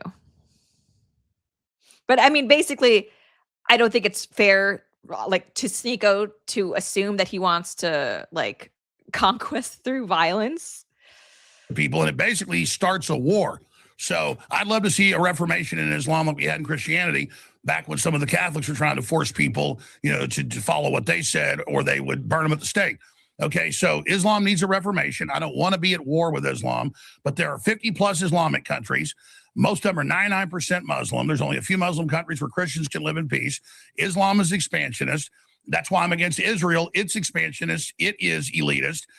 It says greater Israel. It sees everybody else as subhuman, at least Ben Gvir in the leadership of Israel. And so I'm opposed to Israel and its expansionist supremacist activities. I'm against Islam's expansionist supremacist activities. And I'm against the Chi-Com expansionist activities. I'm against the left's pedophilic Hollywood expansionist dominance, imperial operations. I don't want America to be imperial. I've been against all these expansionist wars. Even though I didn't like Maduro, I said, I think we'll probably just put communists back in. Now they want to overthrow Cuba and put the communists back in. So I'm against all of that. I'm against imperialism, not from some leftist angle, but from George Washington's angle of not being involved in foreign entanglements. So that's where I stand on all this. And when somebody declares we're coming for you and we're going to dominate you, I said to Piers Morgan back in 2013, it became a national story whenever he said, we're going to take your guns. And I said, if you do, 1776 will commence again. So anybody trying to take my guns, anybody saying I'm going to convert to Islam in all your homes, anybody telling me that they're going to stick their flag up my ass, I'm going to tell them, if you want to fight, you better believe you got one. Go ahead. All right. You said a lot. I mean, what flag? The difference between Israel as an expansionist state is that that's a actual country. I have allegiance to America. This is my country. Said many things, and let's stick to this original claim. You said deport now. Where am I going to go if I'd be deported? Well, I mean, there's 50 plus Muslim countries. You could go to Iran, you go to Sudan, you could go to Egypt, you could go to Afghanistan, you go to any of those shitholes. You could go to Pakistan, where they're marrying 9-year-olds. You could. There's child marriage here in America, but how would I be deported to a country that you could go to Medina? You go to Medina and 30 black men. Right, but that's could, not deportation. That's immigration, like Elon Musk coming over here. How would I be deported to a country that I'm not from? I was born here in New York City. Yeah, I mean, Sneako, my point. Okay, so Alex Jones is trying to like paint Sneako as like un-American while simultaneously being afraid to touch on America's Christian roots. Like, there's a specific reason why, someone like Sneako saying like Islam's going to take over America, why that makes a boomer like Alex Jones uncomfortable. It's because America's a Christian country, but it's almost like he's too afraid to come out and say it. So it's like, it has to all just be about like, oh, just freedom, just culture. But no, America's culture isn't just religious secularism, separation of church and state. It's overtly Christian. We should be able to say that. We should be able to say that. American Made, Alex bodied him in the debate. I can't lie. I mean, Alex Jones is not making the points that I would have made personally.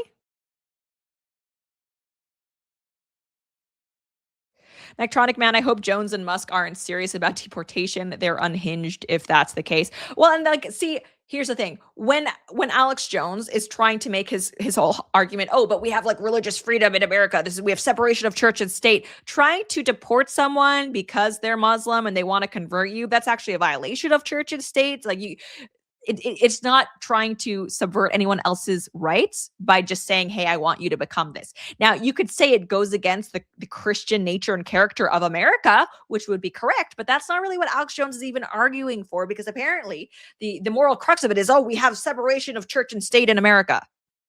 It's a different argument. That's a different argument. That's why I don't think like what Alex Jones is saying here is strong. It was rhetorical, saying that we need to deport that ideology and we need to not submit to it. You don't deport me. You want to deport Islam. OMG Vero on Kick. I don't think Alex Jones would be afraid to declare that America is a Christian nation. Okay, so declare it. Declare it. Why is he declaring it? What I'm saying is that jihad and dominance of our culture needs to be opposed at every level. I obviously didn't mean literally put you in a cannon like a clown and shoot you, over to a Muslim country. And I said I meant it as an allegory. You also said that I was trying to get vigilantes to kill you. I said my snake or black widow analogy was not talking about violence, but why I have a phobia of pouring gasoline on myself and lighting myself on fire, or jumping off a 5,000-foot cliff, or playing with black widows in my hand, or playing with rattlesnakes. You have those phobias because it's a natural thing to something your brain recognizes is dangerous. You're scared of me?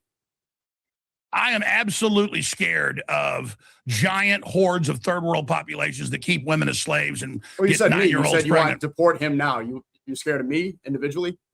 I am scared of being a cuck and laying down to people that declare their superiority and their supremacy over me. And you are following Orthodox Islam and are openly announcing, we will dominate you, we will control you. So you follow the Quran? Do you believe? Well, let's talk about the clip I said. Pay the Jesus, let's be specific about what I said. Head chopped off. Which way is it? Is it to the Quran? I pay the tax, I convert to Islam, or my head's chopped off. Which one is it? It doesn't say that. It doesn't say it. You said you read the Quran twice. It doesn't say that. I can show you 1,000 imams reading the hadiths of the Quran. No, there's 3 things. Hadiths are not in the Quran. You clearly haven't read it if you think hadiths are in the Quran. So because you don't know about Islam, let's talk about Muslim scholars. You're saying Islam doesn't say you convert or you pay the tax or your head gets cut off? Absolutely not. Absolutely not. So let's talk about what I said, because you don't know about Islam. Hey, everybody, take clips of this and then show 50 imams saying it, and then show the hadiths and then show the Quran. Alex, maybe you've seen a lot of Facebook posts and it seems like you're getting a lot of boomer propaganda. Let's be specific about what did I say? Because you just made up. Okay, so like another thing here is that Alex Jones once more conflates like Islam, a religion, and theology with hordes of like brown migrants. As we have explained, these are different issues. They overlap in a lot of ways. A lot of the brown migrants are Islamic. If we take that away, though, Alex Jones, is this okay now? Is the invasion all right? I feel like he would still say no, but it kind of frustrates me when people, and like I follow Tommy Robinson, love Tommy Robinson, but that's kind of an issue that I have with some of his activism. He tries to make it seem like, oh, this is just an Islam problem. It's like, no, it's not. No, it's not just an Islam problem.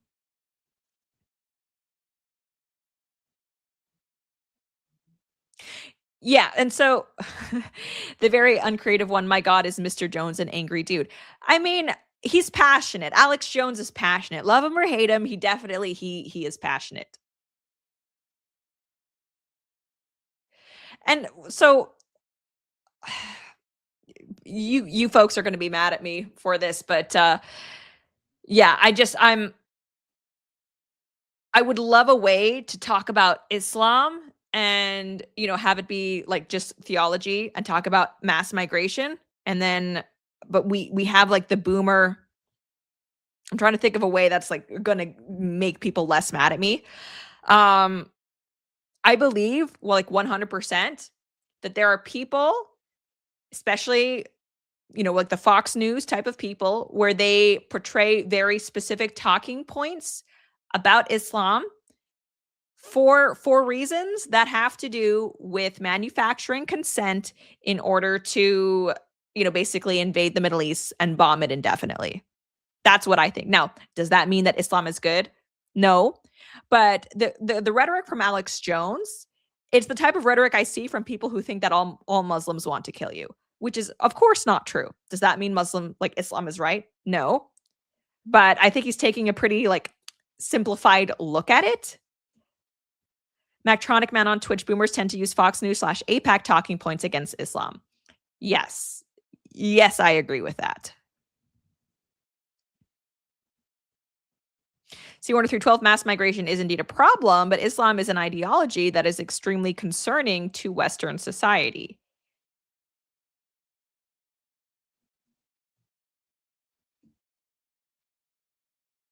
Divergent THD, humans and their rerun of history. Basically. Okay, so let's keep watching this. Free speech in the First Amendment needs to be opposed at every level. I obviously didn't mean literally put what inshallah meant. I know what all that means. Yeah, but you said that I'm trying to force it and stick a... Or your head gets cut off. Absolutely not. Absolutely not. So let's talk about what I said, because you don't know about Islam. Hey, everybody, take clips of this and then show 50 emails saying it, and then show the hadith and then show the Quran. Alex, maybe you've seen a lot of Facebook posts, and it seems like you're getting a lot of boomer propaganda. Let's be specific about what did I say? Because you just made up a bunch of things I didn't say. You said I'm coming to stick a flag up your butt. I'm here to dominate. I didn't say any of that. What did I say? You said we're going to take over every house. I didn't say that. Take over the cities. I said, in Christian language, something similar. I don't know what type of Christianity you are. Every knee will bow, every tongue confess. I said, inshallah, the whole world becomes Muslim.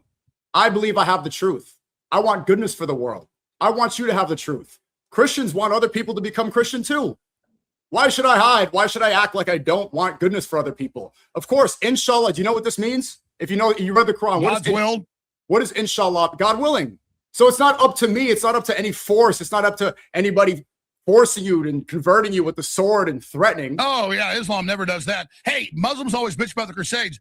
Were the Crusades a response to 700 years of Muslim invasion? Did the Muslims take Spain and put over 2 million women into slavery? Well, if you want to talk about Christian expansion, we can too. But in the Quran, it says that you don't force anybody to... C. Warner 312, Quran does not give any goodwill to non-believers. Okay, so this is, the Quran specifically talks about people of the book who include Jews and Christians. So Jews and Christians are considered different than other people who are not Muslim, because in Islamic, theology, the God of Islam is the same one as the God of Christians and Jews, right? The God of Jacob. That's who Muslims pray to. And so, this is not accurate. Kutrang, Allah is not the same God of Christianity. So, to be clear, the God of Christianity is Jesus Christ. So, unless you also affirm that Jesus Christ is God, you do not have the same God as Christians, right? And that goes for Jews as well. That goes as for Muslims. But if we are talking about, a God who was referenced like the God of Jacob, the Abrahamic religions share a lot of commonalities in that. Does that mean it's the same God? Again, my God is Christ. So unless you say yes to that, then no, it's not the same God. But it is like they have a commonality in the way that Jews and Christians have a commonality.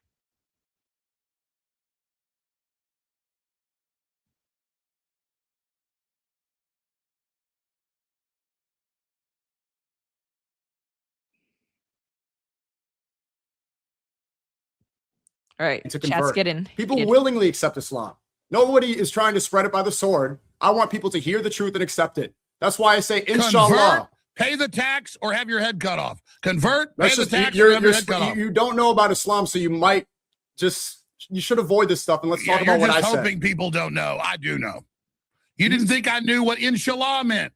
I know what all that means. Yeah, but you said that I'm trying to force it and stick a flag up your butt. I didn't say any of this stuff. Dude, you were going, fuck you to the camera. You were sitting there. You want to know why I said this? Whose throat you going to slit? You're like, fuck you, we're taking over. I didn't say that. Yeah, I didn't say that. Like with the Muslim invaders. We're taking over on their Zodiac boats with Soros. What's the Muslim population in America? And then you got the 200 to 1 Muslims raping and stabbing and murdering people all over Europe and running over people. 200 to 1. Even according to Tommy Robinson on the Epstein list, the majority of pedophiles in the UK are white Christians. It's not even the Pakistani grooming gangs. There are no doubt there are a bunch of pedophiles in the UK. Yeah, and there's no doubt that according to Tommy Robinson, it's predominantly white people. And pick the little girls up and put them in dog cages. Okay, before we get all heated, let's talk about what I said. Okay, there's a lot of things, and you're spreading a lot of.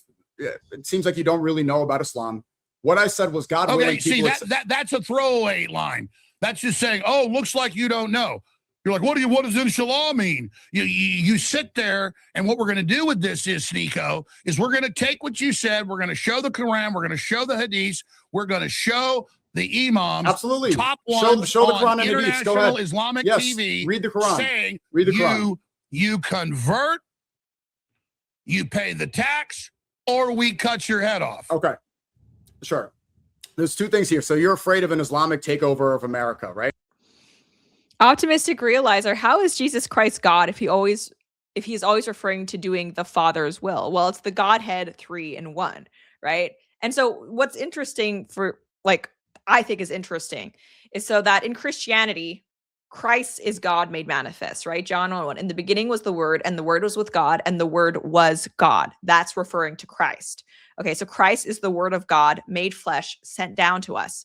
In Islam, the reason why they prize the Quran so highly, the reason why it's considered so blasphemous to burn the Quran is because Quran is the word of God, right? In the same way that we would view Christ as God's word, that's how they view the Quran itself.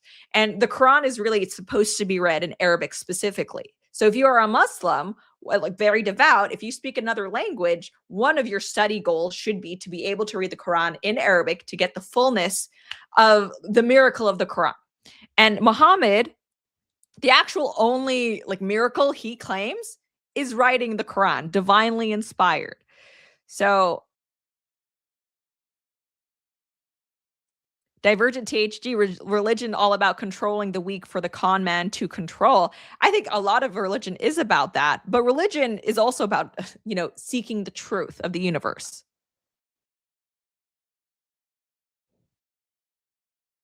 Jimbo's a log. This is blank slateism. These people are IQ gated from understanding the Trinity for the most part. That is true. I think there's a lot of theological discussion that is going to go over most people's head. So it's is there even a point to a certain extent? Electronic Man, honestly, Jones is just making Sneako look better here. So what I don't like about Alex Jones here is that I feel like he's kind of being disingenuous, trying to assert that Sneako, who's very clearly not an Islamic radical, trying to conflate him wanting people to convert with grooming gains and stuff like that. That's bothering me. I feel like it's bad faith. I don't like to see that.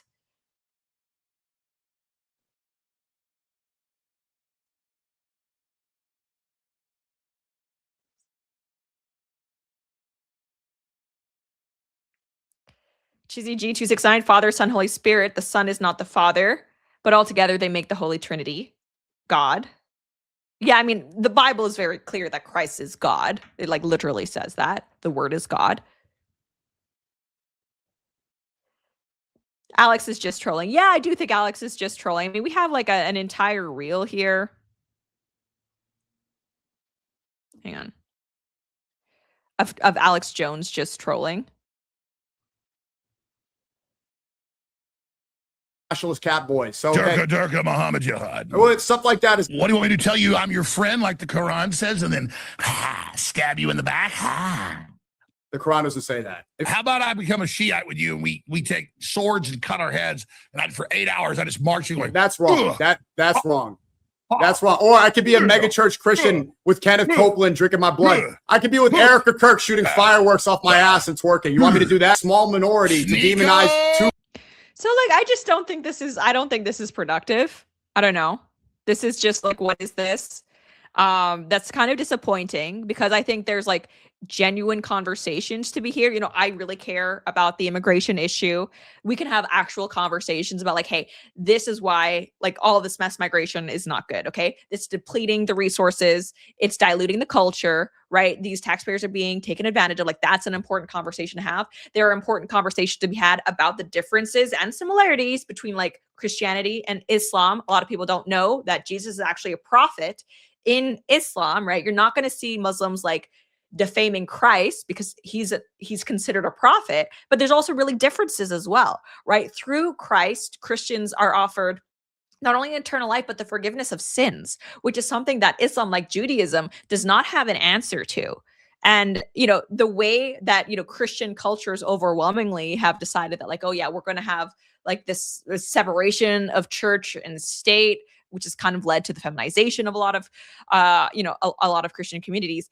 That is not something that Islam recognizes, right? Islam, more so than Christianity today, is comfortable being a political force. And that's why when you have Christian societies, and our main concern, the first thing Alex Jones says, like, oh, separation of church and state. Christians right now in Western countries, they are fighting for liberalism, for freedom.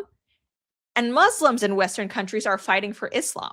And that's why overwhelmingly Islam is coming up on top in a lot of these different political, you know, religious struggles, because it's like Christianity, we're not even on offense. We're just trying to defend. We're trying to protect the liberty of Muslims to be free to argue for the Islamification of our countries, right? So that's why it doesn't really work. You can't classical liberalism your way against a foe, an opponent, an ideological, you know, enemy that actually just is playing to win.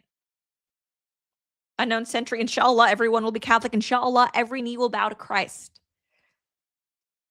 So this is like, these are what I was hoping would come from this debate between Alex Jones and Sneako. Doesn't really seem like, you know, like we're going to get there though. Nibble, Islam is blasphemy because they don't recognize Jesus as God. Yes, that's why I'm not Muslim. Christ is God. And this is also why I do not believe that Judaism and Christianity share the same God, because Jesus is God. So unless you are able to affirm Christ is the Messiah, then no, you do not have the same God as me.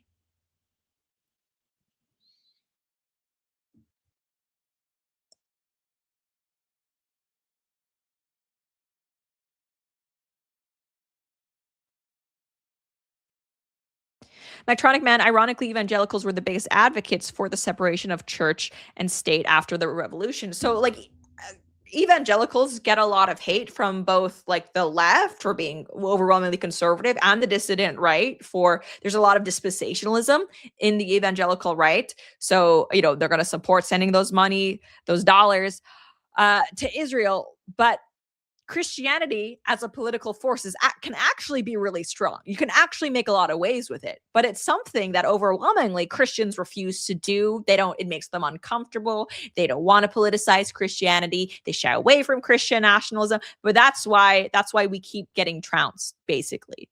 No one's going to stick up for yourself unless you do it for yourself. And increasingly Christians are unwilling to do that. It's a big problem that I see in the Christian community.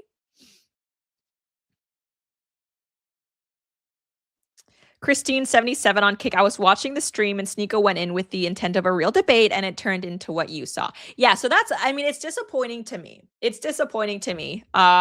I was kind of expecting a little bit more, expecting better faith, a better faith arguments and things like that.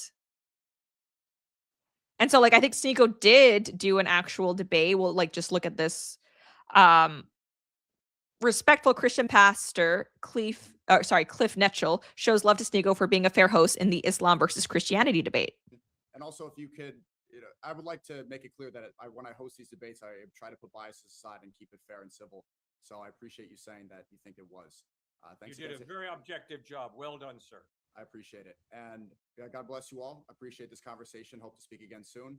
And overall, I would just like to leave with this, just to interject a bit. Christians and Muslims, we have so much in common, and very clearly they try to pin us against each other to create endless wars. So I like that we could have a moment of, I just think that the Alex Jones v. Sneako could have been different. Aslan Mayer, inshallah, Lauren Chen's become Muslim. Inshallah, I would love for you to accept Christ. And like, serious thing, I've had Muslim friends. I've had friends of different religions my entire life. I am used to people trying to convert me to different things. And the best that I can say is thank you for caring enough about me that you want me to have the truth. I disagree with you what that is, and I want for you to accept Christ. But I'm never offended when someone tries to convert me. And I think if you take that, if you take offense to something like that, you're not going to have a good faith conversation. But anyway, it is what it is. Unknown Center, yeah, Alex Jones just wanted to make fun of him.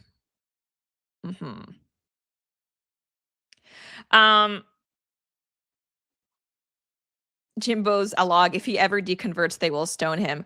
Well, there are tons of Christians who will leave Christianity, do other stuff, and like Christians never say anything about it. And I kind of think we should.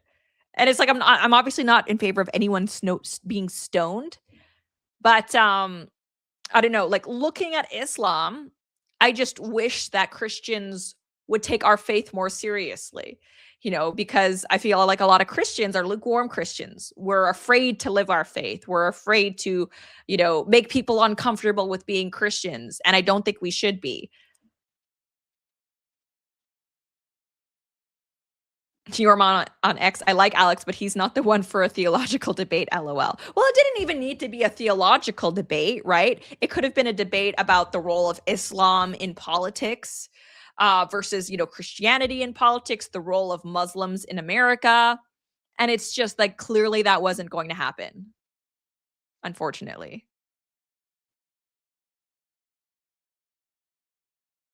Yeah. Okay, so let's leave things on a more fun note, though. Let's look at some of the lolcow of the week videos. Okay, so here we have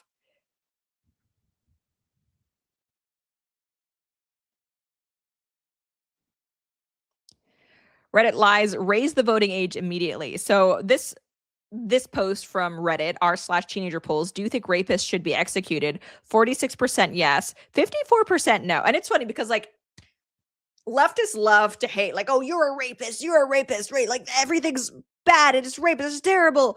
But when push comes to shove, for some reason, time after time, progressives take less strong stances against actual rapists. See, they're the majority against executing rapists. We see this from a legal perspective too. All these progressive countries, the UK, these different European countries, you get a slap on the wrist for actually being a rapist, like actually literally raping someone.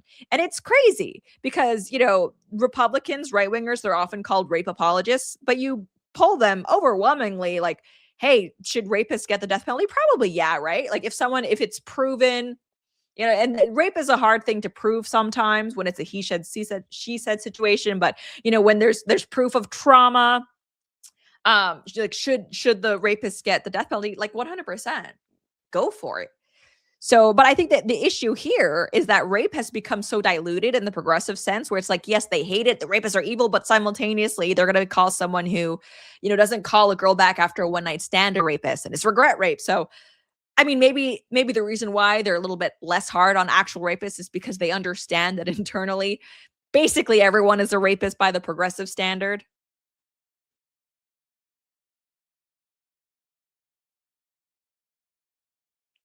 Kutrang, they claim Trump a rapist, so they don't want to execute him. Unknown Sentry on Kick. Yeah, in the UK, you get more time for tweeting than for rape.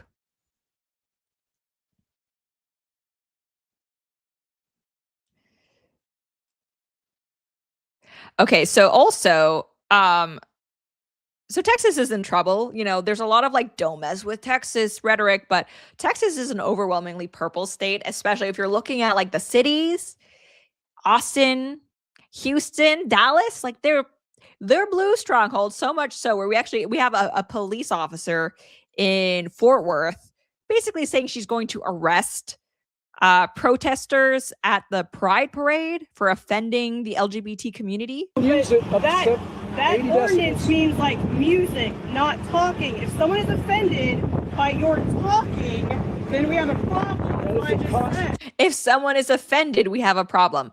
I'm sorry, but this is America. And so this, like, yeah, people are outraged over what this obviously female police officer is saying. I think she should be fired.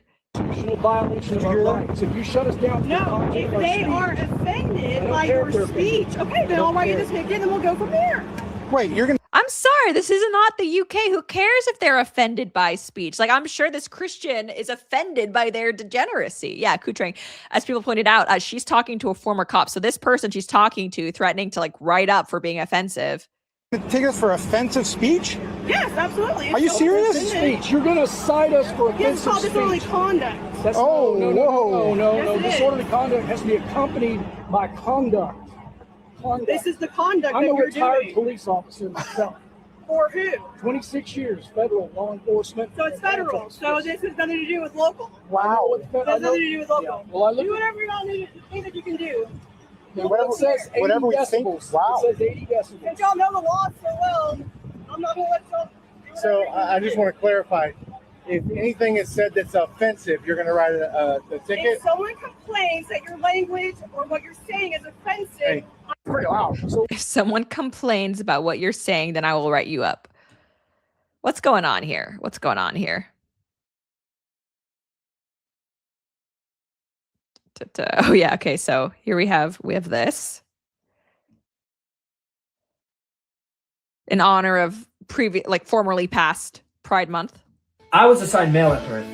I was assigned female at birth. My pronouns are he, him. My pronouns are he, him. It's ever since I saw that clip of this detransitioner talking about how when you're a woman and you take testosterone, it enlarges your vocal cords, but not your actual throat, your larynx. And so she was saying that it causes her lifelong discomfort now because the vocal cords are actually too big to fit in her throat, and how, every time she speaks, it's uncomfortable. Since I heard that and learned that, anytime I see an individual, like a woman who's taking testosterone, trying to transition, including Elliot Page, I cannot get out of my head how I literally can hear the discomfort when they're speaking. And I feel so bad for them. It's not okay to ask me what's in my pants. It's not okay to ask me what's in my pants. It is okay for me to not wear a shirt. It's okay for me to not wear a shirt. I'm human. I'm human. We are both men. That is the... I really, I don't know what's going through someone's mind where they're like, not only let's shoot it, but also let's release it to the internet. I'm sure they will be kind. It's pretty crazy.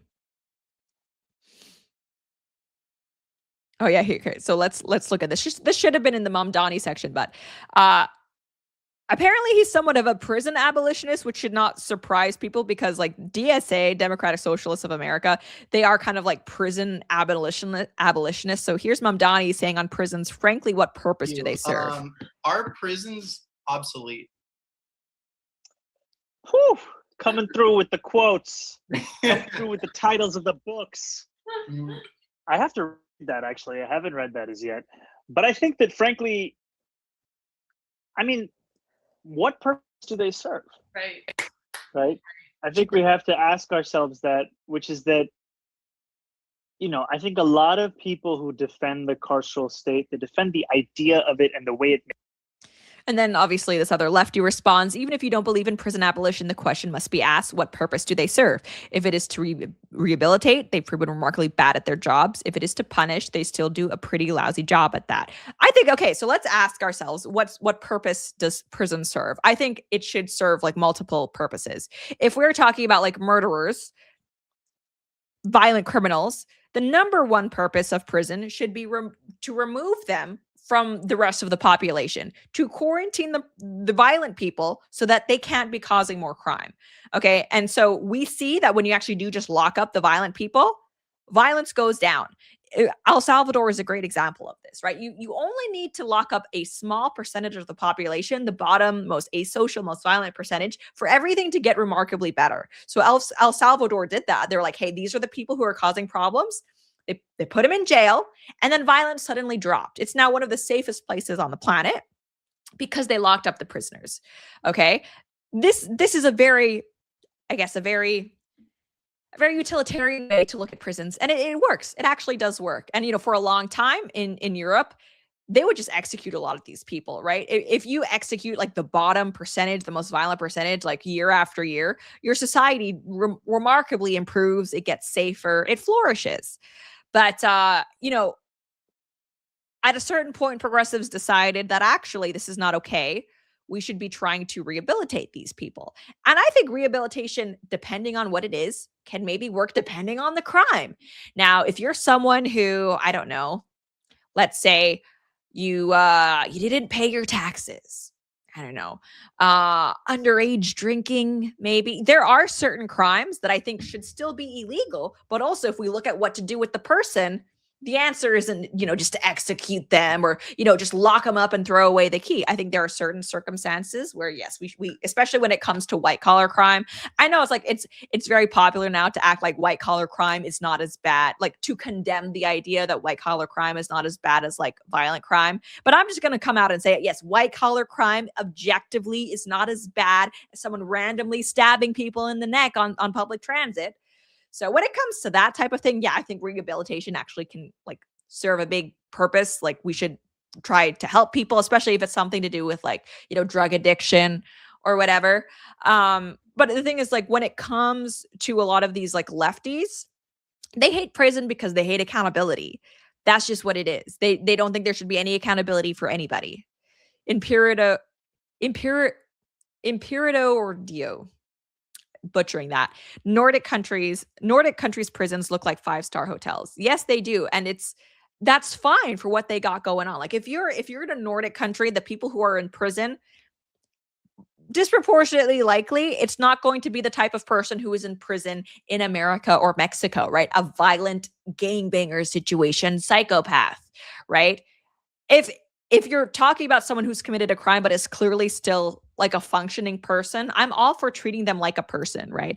I don't think somebody who, what are other things that could land you in jail, right? I don't think someone who like wrote a bad check should be treated like an animal. I'm not for that. Okay, call me a softie. But when you're talking about these repeat violent criminals who are just punching people in the face, who have shown like wanton disregard for life, for public safety, then yes, I think we do just like, I don't really care about them at that point. My main concern is just getting them away from everybody else for forever.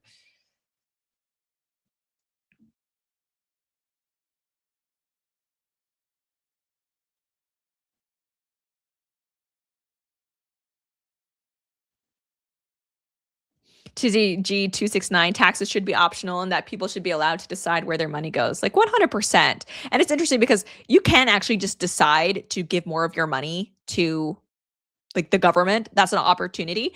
None of these socialists choose to do it, by the way. Really interesting. It's almost like it's not about giving more of their money to charity or to other people. It's more about giving your money. Crossu 737 on kick natural eugenics. Basically, that's what was happening when there were executions in Europe. It basically is natural eugenics. Like we were taking the most asocial, almost certainly low IQ people, we were removing them from the gene pool. The rest of the society is going to be safer.